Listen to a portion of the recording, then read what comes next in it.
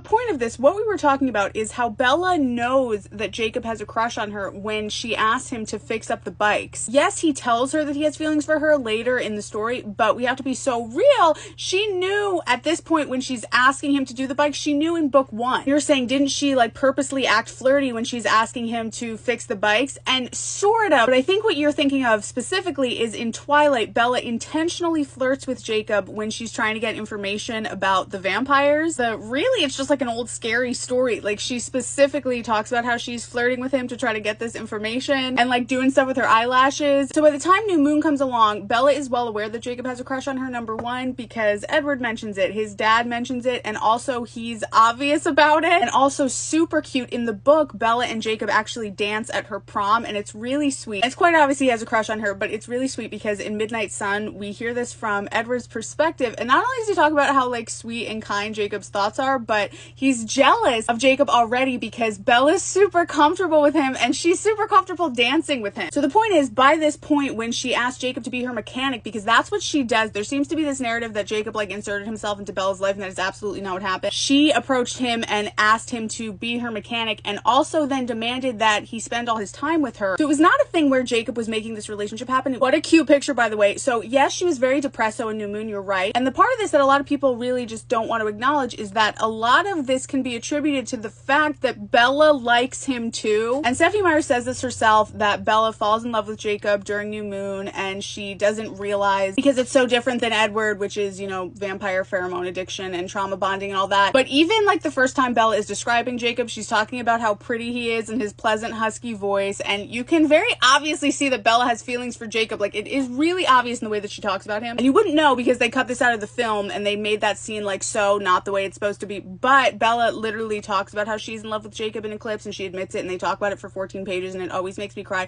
And there was the whole future vision, which I always talk about, where she envisions their whole life together and they have babies, and it's beautiful. The point is, all this to say that Bella absolutely knew that Jacob had a crush on her when she asked him to be her mechanic. And she's like, no, you have to spend all your time with me, and it's not about the bikes anymore, I need you, because she also has feelings for him. And like, honestly, they really were so sweet, and I will always love them. Like, seriously, they will always be my OTP. And honestly, it's just sad that they were ruined by tragedy and a lot of really racist writing, because they really did love each other. They do love each other, but yeah, she absolutely knew, and she did intentionally flirt with him.